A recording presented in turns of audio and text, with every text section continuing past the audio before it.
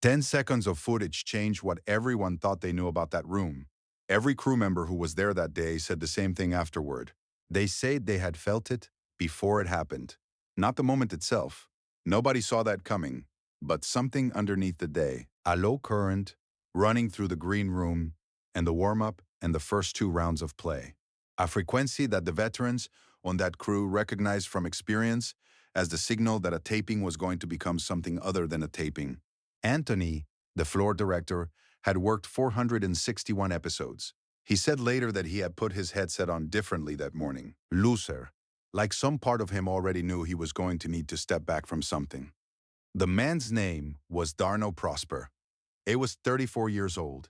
He had grown up in Shreveport, Louisiana, joined the army at 19, served 2 tours in Afghanistan, come home at 24 with a combat infantryman badge, a titanium plate in his left shoulder, and a set of interior conditions for which no one had yet given him a language that fit. He worked now as a youth football coach at a recreation center in Shreveport, a job that paid $31,000 a year and that he would not have traded for anything on earth, because it was the only place he had found since coming home where the part of him that knew how to be responsible for other people had somewhere useful to go.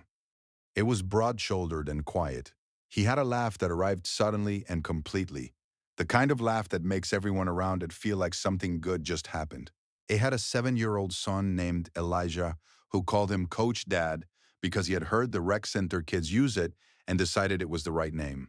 He had a mother named Celestine who had driven from Shreveport to Atlanta in a van she had borrowed from her church, and who sat in the audience in the second row on the aisle in a yellow dress she had bought specifically for this occasion, and which she had not told Darnell about so she could watch his face when he saw it. What Celestine did not know, what no one in that studio knew, including the 5 members of the Prosper family standing on that stage, was that Darnell had been sleeping in his truck for 11 days. Not because he had no home. He had a lease on a 2-bedroom apartment in a complex on Mansfield Road in Shreveport. He had paid that lease faithfully for 2 years. What he had not done, for reasons that had compounded themselves quietly over 18 months into a structure he could no longer see around, was sleep inside it with any consistency. The apartment was fine in the daytime. In the daytime, he could be in it and function in it and cook in it and help Elijah with his reading homework in it. Nighttime was different. Nighttime had become a negotiation he was losing. And the truck, a 2017 Chevy Colorado parked in the lot behind the complex, had become the place where the negotiation was at least predictable. He knew what it felt like in the truck. He had established its specific parameters of safety. He slept 3, sometimes 4 hours, then drove to the rec center early and showered in the facility bathroom before the morning staff arrived. He had told his ex-wife Tamara, who shared custody of Elijah and who asked occasionally how he was doing with a careful neutrality that meant she already had a theory, that it was going through an adjustment period. That was the phrase he used, adjustment period. It was technically accurate in the way that a map of a burning building is technically accurate. The walls are where it says they are. It just doesn't tell you about the fire. The adjustment period had a specific origin. In September of the previous year, a backfire from a car in the Walmart parking lot on Uri Drive had produced in Darnell a response so complete and so total, the drop, the scan, the hand going to where a weapon wasn't, that a woman pushing a cart nearby had screamed. He had stood back up and said he was fine, and walked to his truck and driven home and sat in the parking lot for 2 hours and understood, with the flat diagnostic clarity that combat had given him, that something was operating in him without his permission, and that it had been operating for a long time. He had called the VA crisis line that night. He had been on hold for 24 minutes before he hung up. He had called his VA patient advocate the next morning. She was helpful, specific, and genuinely sorry to tell him that the PTSD residential treatment program he qualified for had a wait time of 7 to 9 months, and that the outpatient therapy group had a current wait list of 14 people. She had given him 3 referrals to community providers. 2 of the providers did not accept his insurance. The third had availability in 6 weeks. He had made the appointment, attended twice, and then the therapist had taken a position at another practice, and the office had sent a letter explaining that his case would be transferred to an available clinician, who turned out to have availability in 8 weeks. 8 weeks was 8 weeks ago. It was still waiting for the transfer appointment confirmation. It had not told his mother any of this. Celestine Prospere was 61 years old and had raised Darnell and his two sisters alone after their father left when Darnell was 11. And she had done it on a school cafeteria worker's salary and a specific quality of stubborn love that Darnell had understood, even as a child, was a finite resource she was spending on them every single day. She had cried at his deployment. She had cried harder at his homecoming. She called every Sunday and he answered every Sunday, and he made his voice do the thing it did, the thing he had gotten very good at, the thing that made her say at the end of every call, "You sound good, baby. You sound like yourself." He had learned to produce that sound on demand. He was not proud of it. His assistant coach at the rec center, a 22-year-old named Trey, who had been playing for Darnell 3 years ago and had stayed on after aging out as a player, had started showing up early to the facility in the mornings. He had not explained why. He just started being there when Darnell arrived, with 2 coffees from the gas station down the block. And he would hand one over, and they would sit in the rec center office for 20 minutes before the day started, and Trey would talk about whatever. Practice drills, a player who was struggling with grades, something funny that happened on his commute, and Darnell would listen and drink his coffee and feel, for those 20 minutes, the specific relief of being in the presence of someone who knew something was wrong and had decided the most useful thing they could do was just not leave. Trey had never said anything directly. Neither had Darnell. It was the kind of understanding that exists between two people when naming a thing would make it smaller than it actually is. His daughter, he thought of Elijah sometimes this way even though Elijah was his son. It was just the category his mind put the child in. The person he was protecting. I'd asked him 3 weeks ago why he always smelled like the truck in the mornings. Darnell had said he liked to sit in it early sometimes and listen to the radio. Elijah had considered this for a long moment, with the focused analytical expression he wore when he was deciding whether to push a question further. Then he had nodded slowly and said, "Okay, Coach Dad," in the specific tone of a 7-year-old who has accepted an answer while reserving judgment. Darnell had replayed that conversation 4 times on the drive to Atlanta. His cousin Shyla had organized the Family Feud application. She was the organizer of everything. She planned every holiday, every family reunion, every group text. She had submitted the application in March, gotten the call back in June, and spent 4 months building a group chat called Prosper Family Feud that contained 23 family members and a level of logistical detail that Darnell found both overwhelming and deeply moving.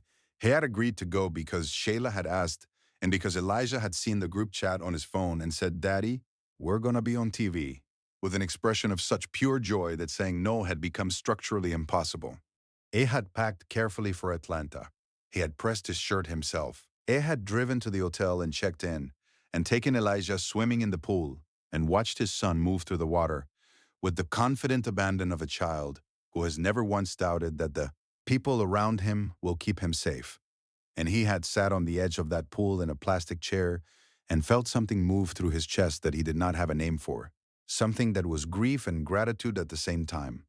A feeling that sometimes arrives when you understand that the thing you're trying to protect is also the reason you haven't stopped trying.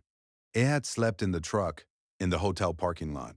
Steve Harvey noticed Darnell in the first 90 seconds. He said so afterward, in an interview that ran on 3 different platforms. He said there was something about the way the man stood, fully present, body angled slightly outward, the way people stand when they are used to being responsible for a perimeter. That made him look twice during the opening intros. He said the laugh was real. He said the laugh was the thing. A laugh that genuine sitting alongside eyes that careful. Steve said it was like watching 2 different people share one face, and once he saw it, he couldn't stop seeing it. The game was close. The Prosper family was good, fast on the buzzer, smart with the answers, feeding each other energy the way families do when they've been waiting a long time for something to celebrate together. Celestine, in the second row, was on her feet for most of it. The Hensley family from Birmingham, standing on the right side of the stage, were equally sharp, equally warm, the kind of opponents that make a game worth watching. It went to the final round. Darnell was at the podium. Steve came to stand beside him for the face-off, the way he does, close and easy, and said something low that made Darnell laugh. The real laugh, the one that took over his whole face, and in the half-second after the laugh faded, when Darnell's face was returning to its resting state, Steve Harvey saw it. He saw what was underneath. It didn't say anything yet. He asked the question. Darnell answered. The board lit. The audience cheered. And then, instead of moving to the next question, Steve turned to Darnell slowly and said, in a voice pitched low enough that the audience had to quiet themselves to catch it, "Hey, how long has it been since somebody asked you how you're doing? And I don't mean in passing." The studio fell completely silent. Darnell Prosper looked at Steve Harvey. Something moved through his face. A series of small adjustments. The face of a man running a rapid internal calculation about what was safe and what wasn't. About what this moment was and what it could become. The laugh was completely gone. What was underneath it was completely visible. He sighed, "A while." Steve said, "Tell me." And then something happened that no one on that stage, or in those seats, or behind any of those cameras had been prepared for. Darnell Prosper's right hand came up, not fast, not aggressive, but with a kind of slow, disbelieving deliberateness, the movement of a man who is doing something before he has fully decided to do it, and his palm landed against Steve Harvey's cheek. Not a strike, a placement, the hand of a person who needed to make contact with something solid, because the ground had just stopped feeling entirely reliable, who reached for the nearest real thing and found a face. It lasted 2 seconds. Then Darnell pulled his hand back and looked at it with an expression that was equal parts horror and confusion, like a man examining evidence of something he can't account for. The studio fell completely silent. Nobody moved. Not Steve, not Darnell, not the 239 people in those seats. A camera operator named Jerome, who had been with the show for 11 years, sighed afterward that in that moment, the studio felt like a place where everyone had collectively decided to breathe very carefully. Steve Harvey reached up and covered Darnell's hand with both of his before it could fully drop. He held it there for a moment, not performing it, not playing it to the audience, just holding it the way you hold something fragile that almost fell.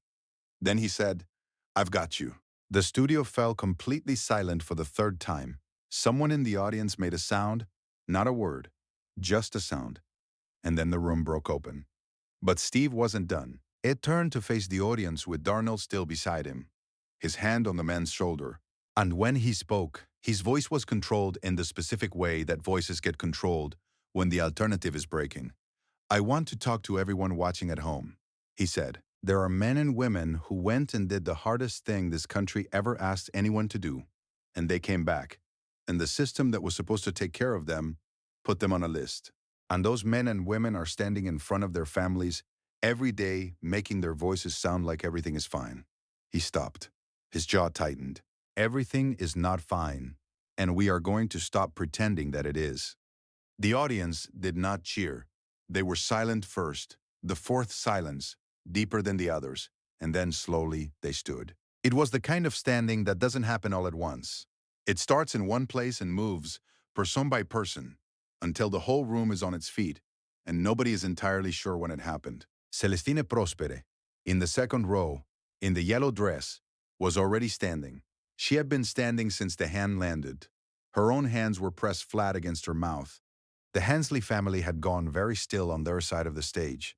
Their captain, a 59-year-old retired postal worker named Wendell Hensley, had a son who had served in Iraq. He did not announce this. He simply walked across the stage, stood in front of Darnell, and put his hand out.